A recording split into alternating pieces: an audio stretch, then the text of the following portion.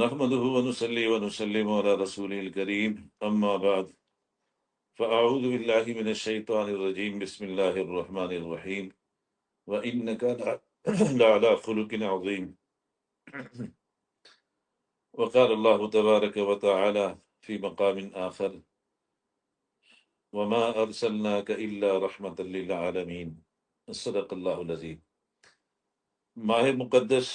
ماہ ربیع الاول شروع ہے. یہ وہ مہینہ ہے کہ جس مبارک مہینے میں وجہ کائنات، مقصود کائنات، مطلوب کائنات، ہمارے آقا کریم حضرت محمد صلی اللہ علیہ وسلم اس دنیا میں تشریف لائے. دن سوموار کا تھا اور مہینہ ربیع الاول کا تھا، اور اسی مہینے میں آپ دنیا سے تشریف لے گئے. دن سوموار کا ہی تھا. تاریخ کے اندر چونکہ بہت اختلاف ہے، لیکن ان دو چیزوں پر اتفاق ہے کہ آپ ماہ ربیع الاول میں اس دنیا میں تشریف لائے اور ماہ ربیع الاول ہی میں اس دنیا سے پردہ فرما گئے. دن سوموار کا تھا جب آپ نے اس دنیا کو رونق بخشی، اور جب آپ اس دنیا سے رخصت ہوئے آپ نے پردہ فرمایا، اور اس امت کے اوپر ایک بہت بڑا سانیہ رونما ہوا. وہ دن بھی سوموار ہی کا تھا. یہ مہینہ ہر سال آتا ہے اور پوری امت کو اپنے نبی کے ساتھ تجدید عہد وفا کرواتا ہے کہ ہمارے نبی جو اس دنیا میں تشریف لائے وہ ایک بہترین سیرت لے کر آئے. اور سیرت آپ صلی اللہ علیہ وسلم کی صرف منانے کے لیے نہیں، بلکہ بنیادی طور پر سیرت تو اپنانے کے لیے ہے. سیرت آپ صلی اللہ علیہ وسلم کی پریکٹیکل لائف کو کہا جاتا ہے. آپ صلی اللہ علیہ وسلم نے جو کچھ عملاً کیا وہ اس لیے نہیں کیا کہ صرف آپ کی ذات تک وہ محدود رہے، بلکہ آپ نے اس لیے کیا کہ پوری امت جو بھی قیامت تک آئے گی وہ اس سیرت کے اوپر عمل کرے گی. آپ صلی اللہ علیہ وسلم کی جو سیرت ہے، جس طریقے سے آپ کی شخصیت ہمہ گیر تھی، آفاقی تھی، یونیورسل تھی، ایسی ہی آپ صلی اللہ علیہ وسلم کی جو سیرت مبارکہ ہے وہ بھی ہمہ گیر ہے، زندگی کے تمام شعبوں کو حاوی ہے. آپ صلی اللہ علیہ وسلم جس طریقے سے خود اپنی ذات کے اعتبار سے آفاقی ہیں، ایسے ہی آپ صلی اللہ علیہ وسلم کی ذات مبارک سے نکلنے والی آپ کی سیرت مبارکہ جو ہے وہ بھی آفاقی ہے، وہ بھی عالمی ہے، وہ بھی ہمہ جہت ہے، وہ بھی ہمہ گیر ہے. اس وقت ہمارے سامنے اپنے آقا کریم صلی اللہ علیہ وسلم کی سیرت طیبہ کے دو پہلو، ایک آپ کے اخلاق عظیمہ اور دوسرا آپ کی شان رحمت، یہ دو پہلو اس وقت ہمارے زیر بحث ہیں. آپ صلی اللہ علیہ وسلم کی تعریف قرآن کریم نے یہ فرمائی، انک لعلی خلق عظیم، آپ خلق عظیم کے مرتبے پر فائز ہیں. صحابہ کرام رضوان اللہ علیہ مجمعین نے آپ سے پوچھا کہ قرآن کریم نے آپ کی تعریف خلق عظیم کے ساتھ کی ہے. میں معذرت بھی چاہتا ہوں کہ میرا گلا آج بہت زیادہ ڈسٹرب ہے، جس کی وجہ سے تھوڑا سا گفتگو میں مجھے دقت بھی ہو رہی ہے. لیکن چونکہ بہت ہی مقدس عنوان ہے، بہت ہی مبارک عنوان ہے، اور ایسی ہستی کے ساتھ منسوب ہے جن کا نام ہی شفا ہے بیماروں کے لیے، تو اس لیے میں ہمت کر رہا ہوں کہ اللہ تعالیٰ مجھے صحیح بولنے کی توفیق عطا فرمائے، اور اللہ تبارک و تعالیٰ مجھے ہر قسم کی غلطی اور خطا سے اللہ تعالیٰ مجھے محفوظ رکھے اس معاملے میں. تو آپ صلی اللہ علیہ وسلم کی میں نے عرض کیا کہ قرآن کریم میں ایک خاص انداز میں تعریف ہوئی، انک لعلی خلق عظیم، آپ خلق عظیم کے مرتبے پر فائز ہیں. صحابہ رضوان اللہ علیہ مجمعین نے آپ سے پوچھا، یا رسول اللہ، یہ قرآن کریم نے جو آپ کی تعریف فرمائی ہے انک لعلی خلق عظیم، آپ خلق عظیم کے مرتبے پر فائز ہیں، اس خلق عظیم سے کیا مراد ہے؟ آپ صلی اللہ علیہ وسلم نے ارشاد فرمایا کہ خلق عظیم کا مطلب چار باتیں ہیں. یہاں چار چیزوں کا ذکر ہے خلق عظیم کے اندر، جس کے ساتھ قرآن کریم نے میری تعریف کی ہے اور مجھے اس منصب پر فائز کیا ہے جس کو خلق عظیم کہا جاتا ہے. آپ سے پوچھا گیا کہ وہ چار چیزیں کیا ہیں جو خلق عظیم کہلاتی ہیں. آپ صلی اللہ علیہ وسلم نے فرمایا وہ چار چیزیں یہ ہیں، سل من قطعک، وعف عن من ظلمک، وعط من حرمک، واحسن الی من اساء الیک. جو تیرے ساتھ توڑے اس کے ساتھ جوڑ، جو تیرے ساتھ ظلم کرے اس کو معاف کر، جو تجھے کچھ نہ دے، محروم چھوڑے، اسے عطا کر، اور جو تیرے ساتھ برائی کرے اس کے ساتھ تو اچھائی کر۔ یہ چار باتیں آپ صلی اللہ علیہ وسلم نے فرمایا، یہ خلق عظیم ہے۔ اب ان چار باتوں کو اگر سامنے رکھیں کہ جو توڑے اس کے ساتھ جوڑ، جو ظلم کرے اس کے ساتھ عفو و درگزر سے کام لے، اس کو معاف کر دے، جو تجھے محروم چھوڑے، کچھ نہ دے، اس کو عطا کر، اور جو تیرے ساتھ برا سلوک کرے تو اس کے ساتھ اچھا سلوک کر۔ یہ چار باتیں اللہ کے نبی صلی اللہ علیہ وسلم نے جو ارشاد فرمائیں، اور قرآن کریم نے یہ فرمایا کہ آپ اس مرتبے پر فائز ہیں، یعنی جو آپ کے ساتھ توڑتا ہے آپ اس کے ساتھ جوڑتے ہیں، جو آپ کے ساتھ ظلم کرتا ہے آپ اس کو معاف فرماتے ہیں، جو آپ کو کچھ نہیں دیتا، محروم چھوڑتا ہے، آپ اس کو عطا کرتے ہیں اور عطاؤں کی بارش کرتے ہیں آپ، اور جو آپ کے ساتھ برا سلوک کرتا ہے آپ اس کے ساتھ اچھا سلوک کرتے ہیں۔ ان چار اخلاق کے عظیم مرتبوں کی روشنی میں حضور نبی کریم صلی اللہ علیہ وسلم کی اگر سیرت طیبہ کا آپ مطالعہ فرمائیں تو آپ کو پتہ چلے گا کہ قدم قدم پہ یہ چاروں اخلاق عظیمہ آپ صلی اللہ علیہ وسلم کی مبارک زندگی میں ملیں گے۔ چنانچہ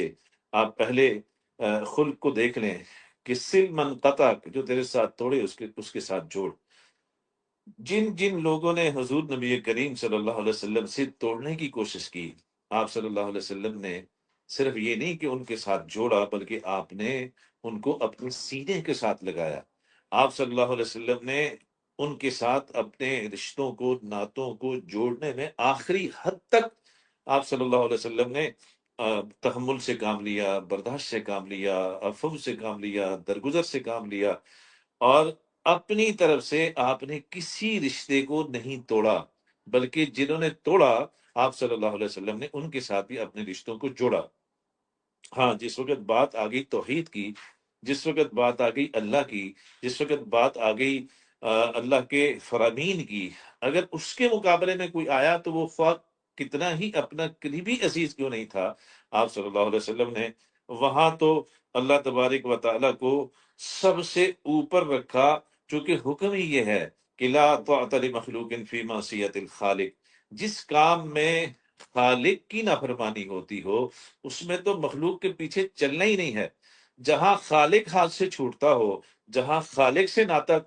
ٹوٹتا ہو، وہاں مخلوق کے ساتھ ناتا جوڑنے کی اجازت نہیں ہے۔ سب سے مقدم جو رشتہ ہے وہ تو ذات باری تعالیٰ کا ہے،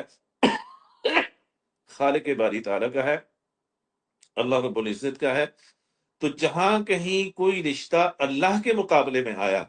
تو آپ نے اس رشتے کو چھوڑ دیا، لیکن اللہ کے ساتھ اپنے رشتے کو نہیں توڑا۔ اس کے علاوہ جہاں جہاں آپ کی زندگی میں آپ مطالعہ فرماتے جائیں گے تو آپ کو پتہ چلے گا کہ آپ صلی اللہ علیہ وسلم نے رشتوں کو، ناتوں کو ہمیشہ خود بھی جوڑا اور جوڑنے کی آپ نے تلقین بھی فرمائی۔ ایک حدیث مبارکہ میں آپ نے فرمایا لیس الواصل بالمکافی، جوڑنے والا وہ نہیں ہے جو جوڑ کا جواب جوڑ سے دے، بلکہ جوڑنے والا تو وہ ہے جو توڑ کا جواب جوڑ سے دے۔ آج اس خلق کے تناظر میں اور اس کی روشنی میں آج اگر ہم اپنی زندگی کو دیکھیں کہ ہم کہاں کھڑے ہیں، ہمارے ہاں تو مزاج یہ بن گیا ہے کہ جو ہمارے ساتھ جوڑ کے چلے گا تو ہم بھی اس کے ساتھ جوڑ کے چلیں گے، اور جو ہمارے ساتھ جوڑ کے نہیں چلے گا تو ہمیں کیا ضرورت ہے اس کے ساتھ جوڑنے کی۔ ہم تو جوڑ کا مظاہرہ بھی وہاں کرتے ہیں جہاں مقابلے میں ہمارے ساتھ جوڑ کا اظہار کیا جائے، اور جہاں جوڑ کا اظہار نہ کیا جائے وہاں ہم بھی جوڑ کا مظاہرہ نہیں کرتے۔ اللہ کے نبی صلی اللہ علیہ وسلم نے کلیئر کٹ انداز میں فرمایا لیس الواصل بالمکافی، جوڑنے والا وہ نہیں ہے جو جوڑ کا جواب جوڑ سے دے، آپ نے فرمایا جوڑنے والا وہ ہے جو توڑ کا جواب بھی جوڑ سے دے۔ تو پہلا آپ کا خلق جس کو خلق عظیم کہا جاتا ہے وہ یہ ہے کہ سل من قطع، جو تیرے ساتھ جوڑے نہ توڑے اس کے ساتھ جوڑ۔ دوسری آپ نے فرمایا واعف عمن ظلمک، جو تیرے ساتھ ظلم کرے اس کو تو معاف کر۔ اس خلق کو اگر آپ دیکھیں تو آپ صلی اللہ علیہ وسلم کی ساری زندگی عفو و درگزر سے بھری ہوئی ہے۔ آپ نے قدم قدم پہ لوگوں کو معاف کیا، قدم قدم پہ آپ نے لوگوں کے ساتھ عفو اور درگزر والا کام لیا۔ 13 سال تک آپ صلی اللہ علیہ وسلم مکہ میں رہے، اور سیرت کا مطالعہ کرنے والے اس بات کو بخوبی جانتے ہیں کہ 13 سالہ مکی زندگی میں آپ کو کتنا ستایا گیا، آپ کو کتنی تکلیفیں دی گئیں، مصائب کے پہاڑ آپ کے اوپر گرائے گئے، آپ کے راستے میں کانٹے بچھائے گئے، آپ کو پتھر مارے گئے، آپ کی 2 بیٹیوں کو طلاق دلوائی گئی، آپ صلی اللہ علیہ وسلم کو شعب ابی طالب میں اقتصادی بائیکاٹ کر کے محصور کر دیا گیا، آپ صلی اللہ علیہ وسلم سجدے کی حالت میں ہیں، اور ابو جہل اینڈ کمپنی اور ان کا ایک لیڈر عقبہ بن ابی معیط وہ بدبخت آگے بڑھا اور اونٹ کا ایک لتھڑا ہوا گندا بچہ دان اٹھایا، اور جب حضور نبی کریم صلی اللہ علیہ وسلم سجدے میں تھے تو اس بدبخت نے اس اونٹ کے بچہ دان کو اٹھا کے آپ صلی اللہ علیہ وسلم کے سر مبارک پہ ڈال دیا۔ آپ کی بیٹی کو پتہ چلا تو وہ تشریف لائیں، اس وقت تو آ، چھوٹی تھی، معصوم تھی، انہوں نے اپنے ننھے منھے معصوم ہاتھوں کے ساتھ اس بچہ دان کو پیچھے کیا، اور جس وقت آپ صلی اللہ علیہ وسلم اٹھے تو آپ کی مبارک زلفیں بھی اس سے آلودہ تھیں، آپ صلی اللہ علیہ وسلم کی گردن مبارک پہ بھی اس کے اثرات تھے۔ بیٹی نے جس وقت اپنے ابا جان کی یہ حالت دیکھی تو ان کی آنکھوں میں بے اختیار آنسو آ گئے، آپ صلی اللہ علیہ وسلم نے اپنی بچی کے سر پہ ہاتھ پھیرا، اس کو اپنے سینے کے ساتھ لگایا اور کہا کہ میری بیٹی تو نہ رو، ایک وقت آئے گا کہ تیرے ابا کا یہ دین ہر کچے اور پکے گھر میں ضرور داخل ہو کے رہے گا۔ آپ نے اس سے بھی بدلہ نہیں لیا۔ ابو جہل آپ کا بدترین دشمن۔ ایک دفعہ آپ صفا پہ بیٹھے ہوئے تھے اور یہ بدبخت آیا اور زور سے ایک پتھر حضور نبی کریم صلی اللہ علیہ وسلم کو مارا، جس کی وجہ سے آپ صلی اللہ علیہ وسلم کا سر مبارک زخمی ہو گیا۔ آپ کے چچا حضرت حمزہ رضی اللہ تعالی عنہ جو اس وقت تک اسلام نہیں لائے تھے، ان کو جب پتہ چلا تو چونکہ یہ بھتیجے بھی تھے اور حضور نبی کریم صلی اللہ علیہ وسلم کے رضائی بھائی بھی تھے تو جو خاندانی جو قرابت تھی، اس خاندانی قرابت میں جو خونی رشتہ تھا تو خون نے جوش مارا، اور چچا جان حضرت حمزہ جو اس وقت تک مسلمان نہیں ہوئے تھے، ابو جہل سے بدلہ لینے کے لیے تشریف لے گئے۔ چنانچہ ان کو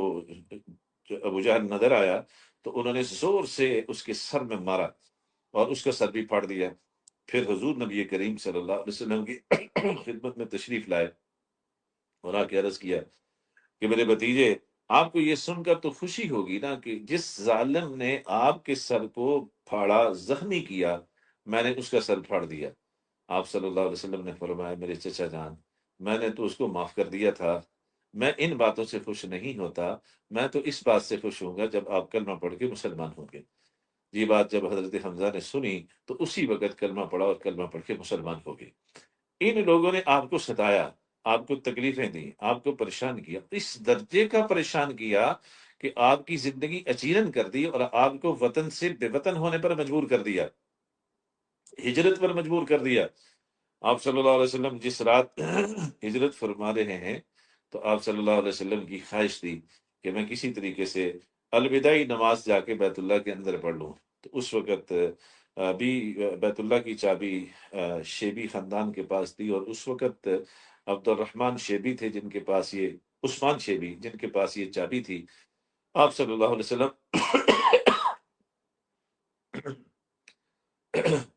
ان کے پاس گئے اور ان کو جا کے آپ نے فرمایا کہ میرے بھائی، اگر آپ تھوڑی دیر کے لیے بیت اللہ کھول دو تو میں بیت اللہ کے اندر 2 رکعت نماز پڑھنا چاہتا ہوں۔ اس نے آگے سے بہت کرخت اور تلخ لہجے میں انتہائی بے ادبی اور گستاخی کا مظاہرہ کرتے ہوئے آپ صلی اللہ علیہ وسلم کو بہت نازیبا الفاظ کہے۔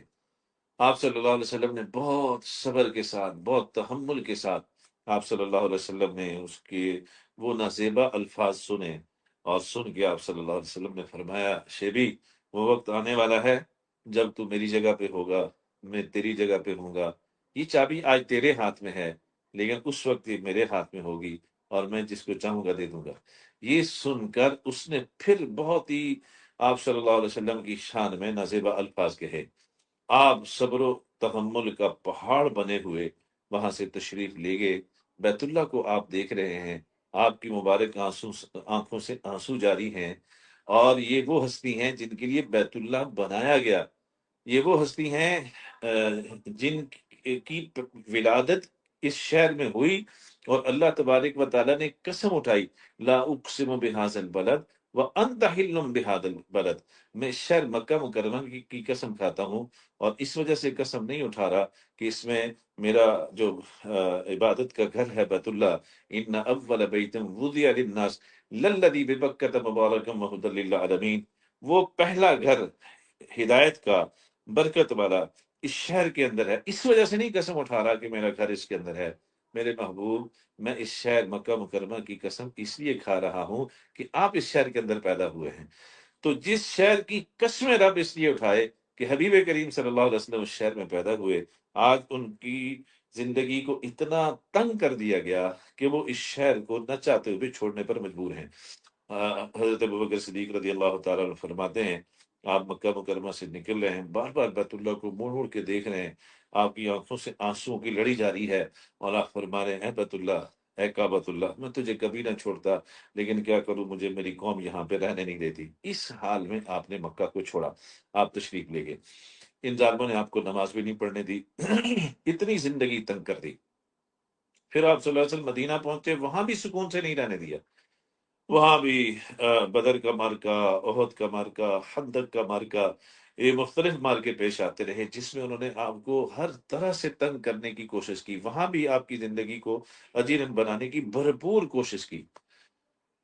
لیکن 8 ہجری میں جب اللہ کے حبیب صلی اللہ علیہ وسلم فاتحانہ انداز میں 10,000 کا لشکر لے کے جس وقت آپ صلی اللہ علیہ وسلم پہنچے مکہ مکرمہ میں، تو آپ صلی اللہ علیہ وسلم کے سامنے یہ سارے لوگ جنہوں نے آپ کو ستایا، آپ کو تڑپایا، آپ کو ہجرت پر مجبور کیا، آپ کی بچیوں کو طلاق دلوائی، آپ کے اوپر گندگیاں پھینکوانے کی مضمون کوششیں کرتے رہے، آپ کے راستے میں روڑے اٹکاتے رہے، جن کی وجہ سے آپ کے دندان مبارک شہید ہوئے، سر مبارک میں خود کی کڑیاں گھسیں، آپ کے چچا حضرت حمزہ کا مسئلہ بنا، اور کئی صحابہ اکرام رضوان اللہ علیہ مجمعین کے تڑپتے ہوئے لاشیں اٹھے، آج یہ لوگ سارے آپ صلی اللہ علیہ وسلم کے سامنے سر جھکائے کھڑے ہیں۔ آپ صلی اللہ علیہ وسلم نے سب سے پہلے شیبی کو بلایا اور بلا کے کہا کہ چابی مجھے دو، تو شیبی نے چابی دی، آپ نے اپنے دستے مبارک کے ساتھ بیت اللہ کا دروازہ کھولا، اور پھر آپ صلی اللہ علیہ وسلم اندر تشریف لے گئے۔ اندر مشرقین مکہ نے بیت اللہ کے اندر بت رکھے ہوئے تھے، اور دیواروں پر حضرت ابراہیم اور حضرت اسماعیل علیہ السلام کی خیالی اور تصوراتی تصویریں بنائی ہوئی تھیں۔ آپ صلی اللہ علیہ وسلم اپنے دستے مبارک کے ساتھ، آپ کے ہاتھ مبارک میں ایک لاٹھی تھی، آپ اس لاٹھی کے ساتھ ان بتوں کو مارتے تھے اور ان کو گراتے تھے، اور ساتھ فرماتے تھے جاء الحق وزحق الباطل، جاء الحق وزحق الباطل، جاء الحق وزحق الباطل، حق آیا اور باطل بھاگا۔ اور اپنے ہاتھوں کے ساتھ جو تصوراتی اور خیالی تصاویر مشرقین مکہ نے ابراہیم اور اسماعیل علیہ السلام کی بنا رکھی تھیں، آپ نے ان تصویروں کو مٹایا۔ علماء نے لکھا ہے اس سے ثابت ہوا کہ تصویر خدا نہ خواستہ نبی کی بھی ہو، اس کو بھی رکھنا جائز نہیں ہے، اس کو مٹانا بھی فرض ہے۔ ان سب کو مٹایا، صاف کیا بیت اللہ کو، اور پھر آپ صلی اللہ علیہ وسلم نے بیت اللہ شریف کے اندر آپ نے نماز ادا فرمائی۔ پھر آپ صلی اللہ علیہ وسلم جب باہر تشریف لائے تو شیبی اسی جگہ پہ کھڑا تھا جہاں ہجرت کی رات حضور کھڑے تھے، اسی جگہ پہ، اور آپ اس جگہ پہ کھڑے تھے جہاں اس وقت شیبی کھڑا تھا،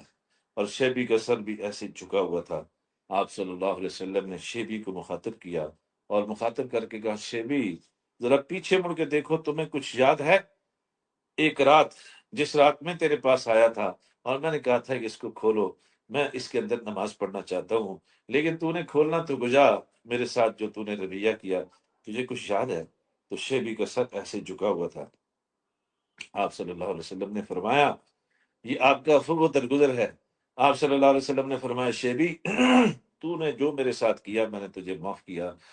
میں تیرے ساتھ آج وہ نہیں کروں گا جو تو نے میرے ساتھ کیا، میں تجھے معاف کرتا ہوں، اور یہ پکڑ بیت اللہ کی چابی، یہ بیت اللہ کی چابی قیامت تک تیرے پاس رہے گی، بہت بڑا ظالم ہوگا جو تجھ سے اس چابی کو لینے کی کوشش کرے گا۔ شیبی کی بھی آنکھوں میں آنسو آ گئے، وہ آگے بڑھے، انہوں نے کہا کہ آپ کے اس خلق عظیم نے، آپ کے ان اخلاق نے مجھے تو بالکل گھائل کر دیا، قتل کر دیا، آپ مجھے کلمہ پڑھائیے، میں بھی مسلمان ہو کے آپ کے دامن رحمت سے چمٹنا چاہتا ہوں۔ آپ صلی اللہ علیہ وسلم نے کلمہ پڑھایا، وہ بھی مسلمان ہو گئے۔ پھر آپ جس وقت باہر نکلے تو آپ نے دیکھا کہ تمام وہ لوگ جنہوں نے آپ کو اتنی تکلیفیں دیں کہ ان تکلیفوں کی وجہ سے آپ نے وطن چھوڑا اور وہاں بھی چین سکون سے نہیں بیٹھنے دیا، وہ سب وہاں پہ کھڑے ہیں، سر سب کے جھکے ہوئے ہیں، اور سب کو اپنا انجام بد نظر آ رہا ہے کہ آج تو ہماری جان بخشی نہیں ہونی، کیونکہ ان کو اپنے کرتوتوں کو پتا تھا، ان کو چھری پانی میں نظر آ رہی تھی، جو کچھ انہوں نے کیا تھا وہ سب کچھ نظر آ رہا تھا۔ آپ صلی اللہ علیہ وسلم نے سب کو مخاطب کر کے ارشاد فرمایا، بتاؤ بھائی آج میں تمہارے ساتھ کیا سلوک کروں؟ تو سب کے سر جھکے ہوئے، سب کے سر، کیونکہ سب کو پتا ہے کہ ہم تو زندہ رکھنے کے بھی قابل نہیں ہیں، ہم نے جو کچھ کیا اس ہستی کے ساتھ، آج تو یہ فاتحانہ انداز میں داخل ہوئے ہیں، اور جس وقت کوئی فاتحانہ انداز میں داخل ہوتا ہے تو مفتوح قوم کے ساتھ جو کچھ وہ کرتا ہے، تاریخ بڑی پڑی ہے ایسے واقعات سے۔ پھر ایک ایسا فاتح جس کے ساتھ ظلم کی بڑی بڑی داستانیں موجود ہوں، جس کے اوپر مظالم کے پہاڑ گرائے گئے ہوں، جس کے ساتھ ہر طرح کا ناروا رویہ اور سلوک روا رکھا گیا ہو،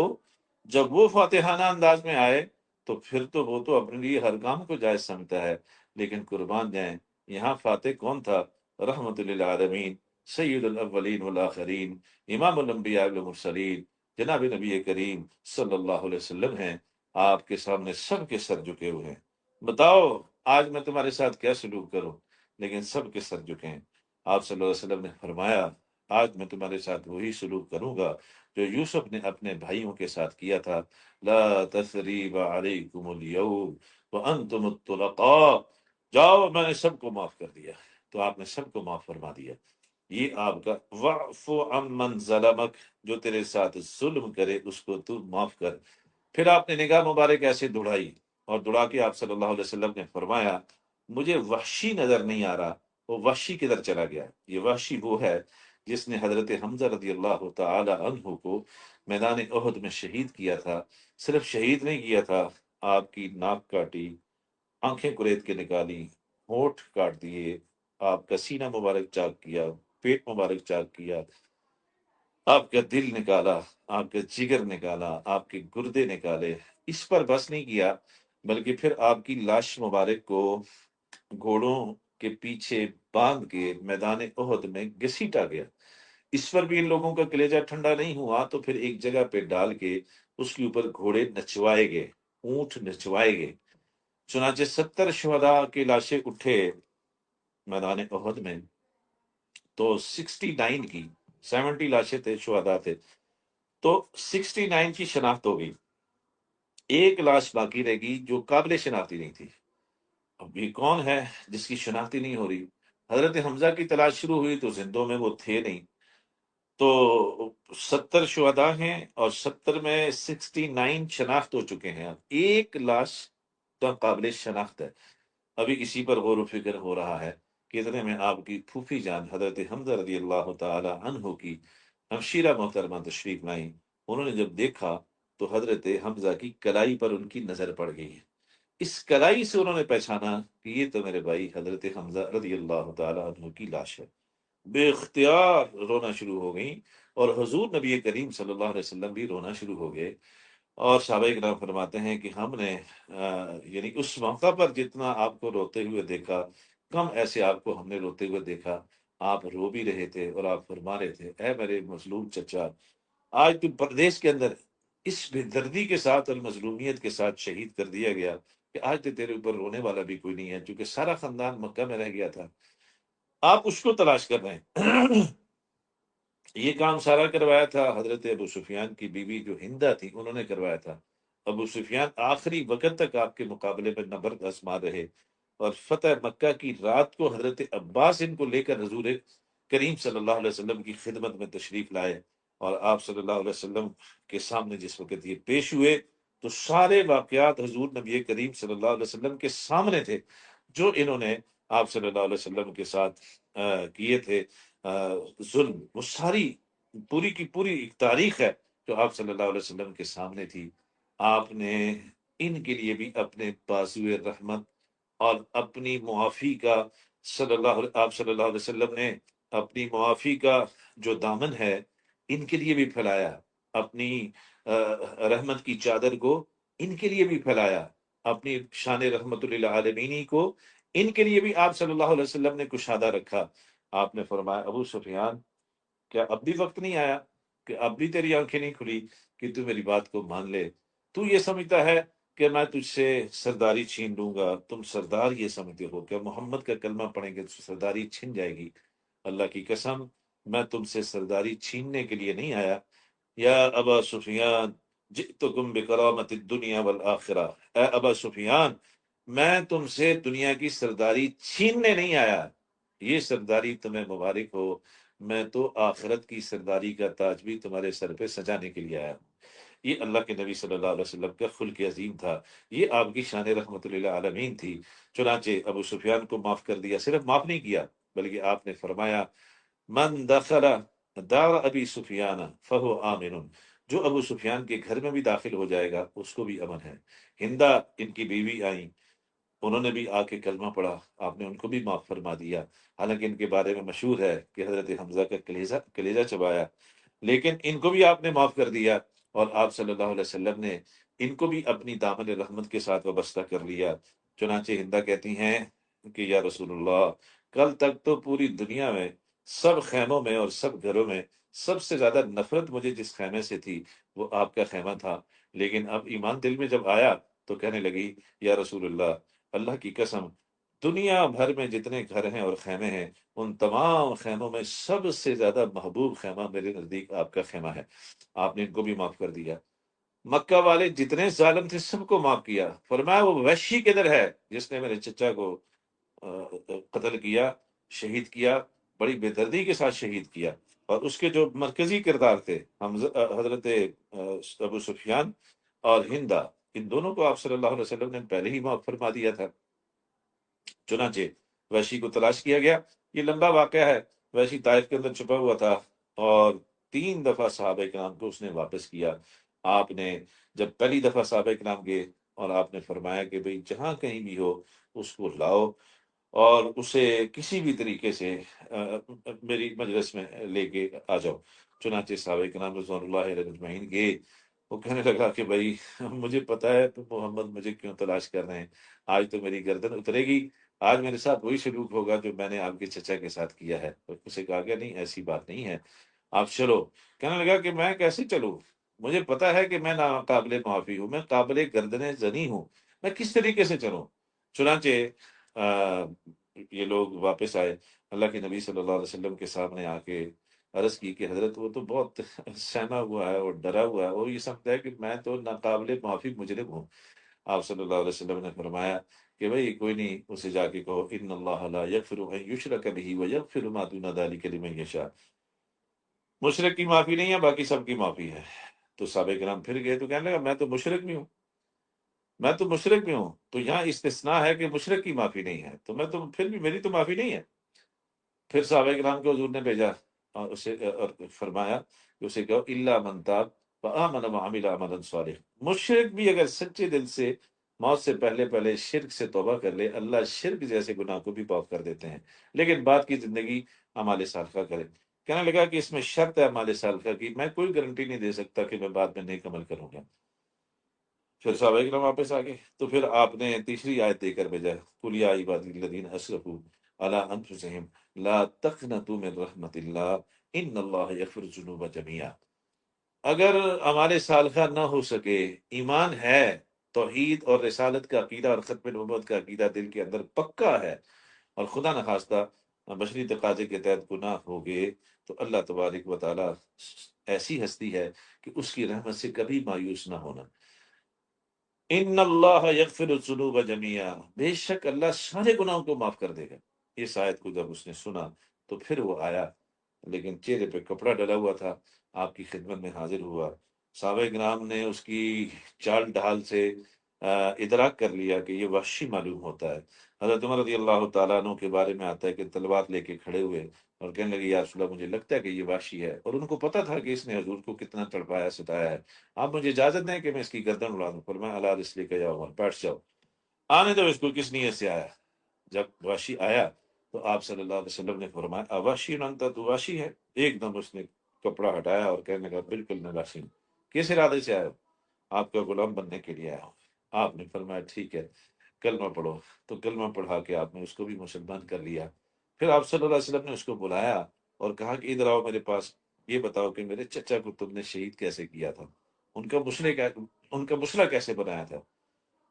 اس نے واقعہ سنانا شروع کیا، آپ کی آنکھوں سے پھر آنسو جاری ہو گئے اور پوری محفل رو پڑی۔ آپ نے سارا قصہ سننے کے بعد آپ نے فرمایا واشی، میرے چچا کا اس طرح کا جو بہیمانہ قسم کا قتل تھا جو تیرے ہاتھ سے ہوا، اتنا ظلم جو تو نے ان کے ساتھ کیا، جس کی وجہ سے میرا بہت دل ٹوٹا اور دکھا، میں نے یہ بھی تجھے معاف کر دیا۔ یعنی عفو درگزر کی وہ اعلیٰ مثال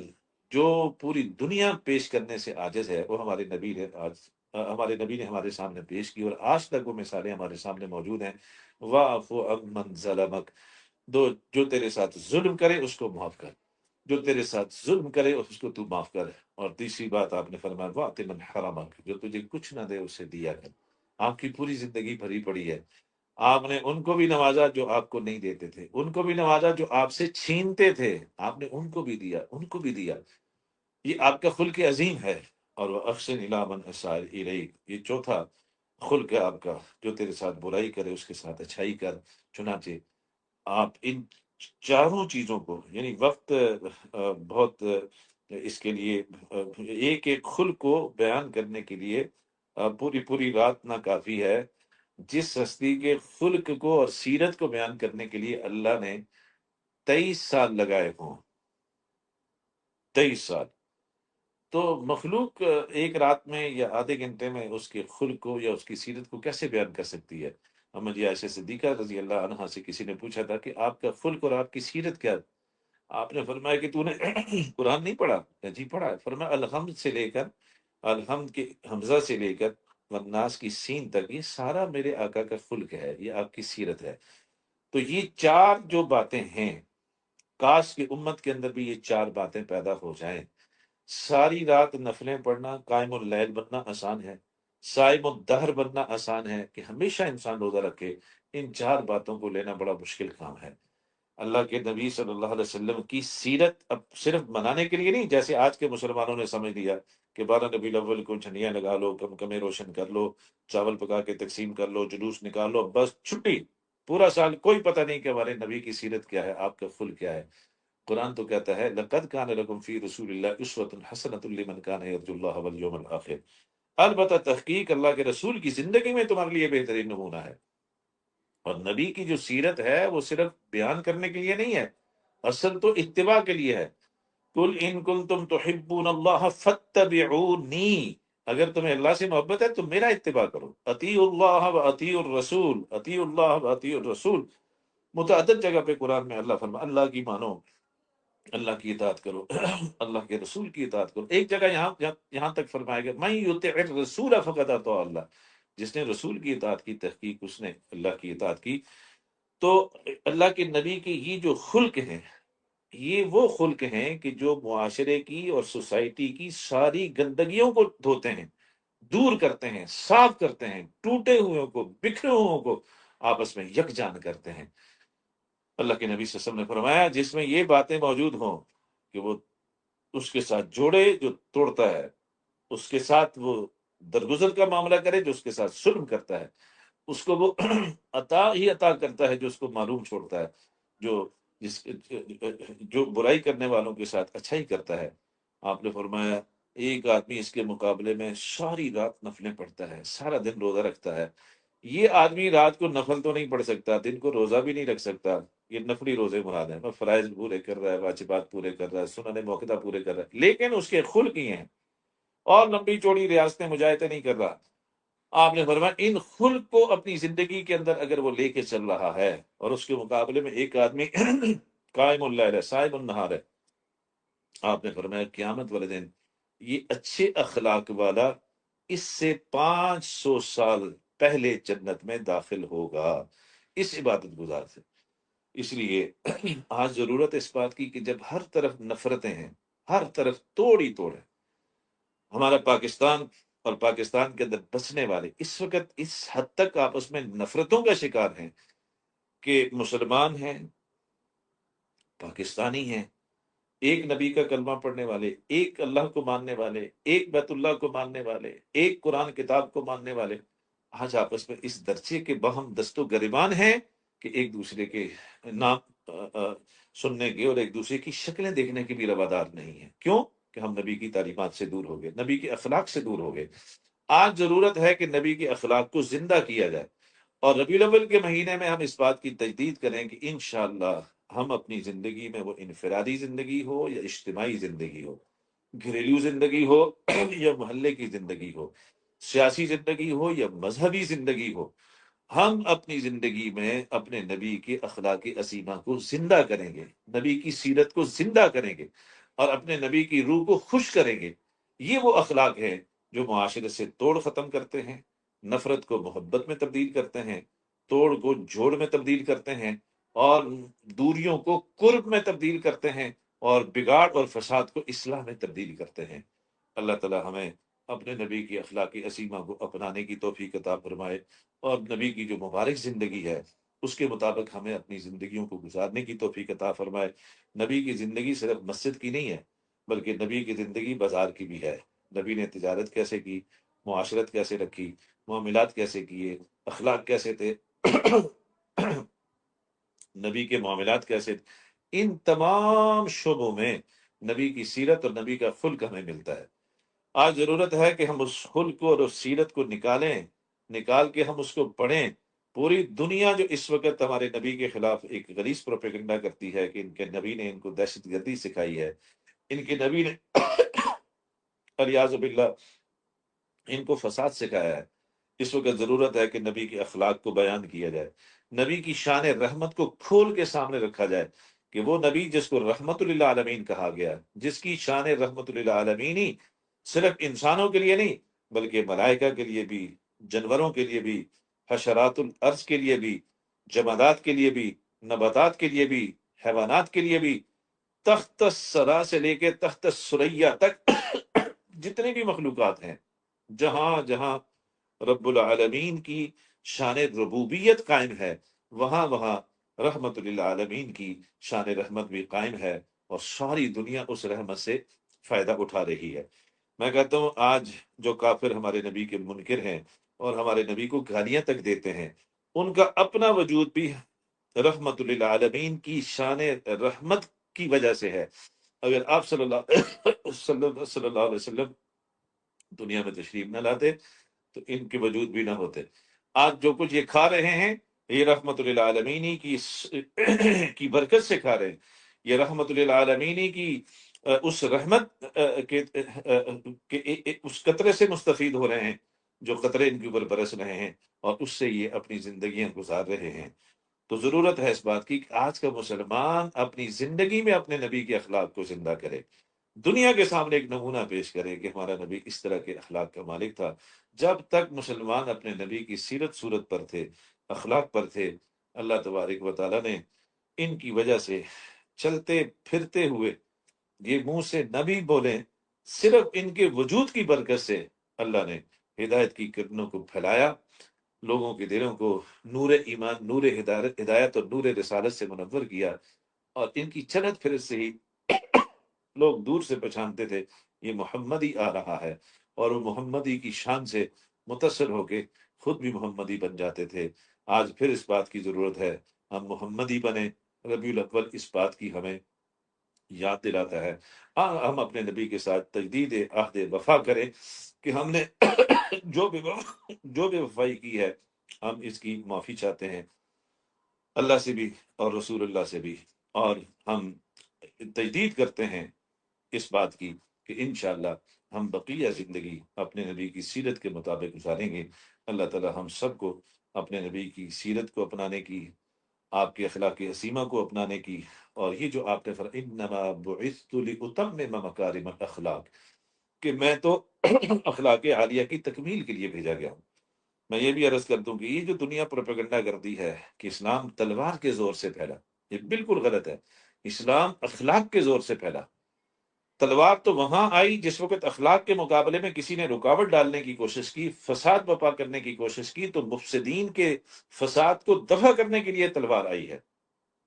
ورنہ تو آپ کے اخلاق ایسے تھے۔ جب دارالندوہ میں مشورہ ہو رہا تھا تو کوئی کہہ رہا تھا اس کو بھائی جلا وطن کر دو، اور اس کو فلاں جگہ بھیج دو، تو جواب یہی آتا تھا اتنے اخلاق عظیمہ کا مالک ہے، جہاں جائے گا لوگوں کو گرویدہ بنائے گا۔ اسی وجہ سے لوگ کہتے تھے یہ تو جادوگر ہے، جو ایک دفعہ اس کی مجلس میں جاتا ہے اسی کا ہو کے رہ جاتا ہے۔ وہ کیا چیز تھی جو لوگوں کو گرویدہ کرتی تھی؟ وہ آپ کے اخلاق تھے۔ آج امت ان اخلاق سے دور ہو گئی ہے، اس سیرت سے دور ہو گئی ہے۔ آج بھی اگر ہمارے اندر وہ اخلاق آ جائیں تو دنیا تو اس وقت پیاسی بیٹھی ہے اس رحمت کے چشمے سے سیراب ہونے کے لیے، لیکن ہم ہی رکاوٹ بنے ہوئے ہیں۔ آج کافر تو رکاوٹ ہے ہی، کفر تو رکاوٹ ہے ہی اسلام کے راستے میں، اور آقا کریم کے دامن رحمت سے وابستہ ہونے کے لیے وہ تو رکاوٹ ہیں ہی، لیکن میں سمجھتا ہوں کہ ان سے کہیں بڑھ کر آج کا مسلمان رکاوٹ ہے، کیونکہ اس کی اپنی زندگی جس کا یہ کلمہ پڑتا ہے اس کی سیرت کے مطابق نہیں ہے، اس کے اخلاق نبی کے اخلاق کے مطابق نہیں ہے، اس کے معاملات نبی کے معاملات کے مطابق نہیں، اس کی معاشرت نبی کے معاشرت کے مطابق نہیں، اس کی تجارت نبی کی تجارت کے مطابق نہیں، اس کی معیشت نبی کی معیشت کے مطابق نہیں۔ تو آج ضرورت ہے کہ ہم ان تمام چیزوں میں اپنے نبی کے ساتھ ہوں، نبی کے پیچھے ہوں، جو ہم نے کیا سچے دل سے توبہ کریں، آئندہ جو زندگی ہے وہ نبی کے اخلاق کو اپنی زندگی میں داخل کرے اور پوری دنیا میں ان کو لے کے چلیں۔ اللہ تعالیٰ ہمیں اس کی توفیق عطا فرمائے۔ میں درس قرآن ڈاٹ کام کو مبارکباد پیش کرتا ہوں، وہ ہر اہم موقع پر اپنی ذمہ داری کو بھرپور انداز میں نبھانے کی کوشش فرماتے ہیں، اور وہ ہر موقع سے فائدہ اٹھانے کی کوشش کرتے ہیں کہ کسی نہ کسی طریقے سے لوگوں کے اندر اس چیز کا شعور بیدار کیا جائے، لوگوں کے اندر ایک اس چیز کو اجاگر کیا جائے، اس چیز کا احساس بیدار کیا جائے کہ وہ دین کے قریب ہوں، اسلام کے قریب ہوں، نبی اسلام کے قریب ہوں۔ جو مواقع آتے ہیں ان موقعوں کی جو خاص نبوی تعلیمات ہیں ان سے لوگ آگاہ ہوں، تاکہ وہ اس کے مطابق ان مواقع سے فائدہ اٹھا سکیں۔ اللہ تعالیٰ ان کی اس مسائی جمیلہ کو مشکور فرمائے، اور جتنی بھی درس قرآن ڈاٹ کام کی ٹیم ہے اللہ ان سب کو اپنی شایان شان اجر عظیم و جزیل عطا فرمائے۔ وما علینا الا البلاغ۔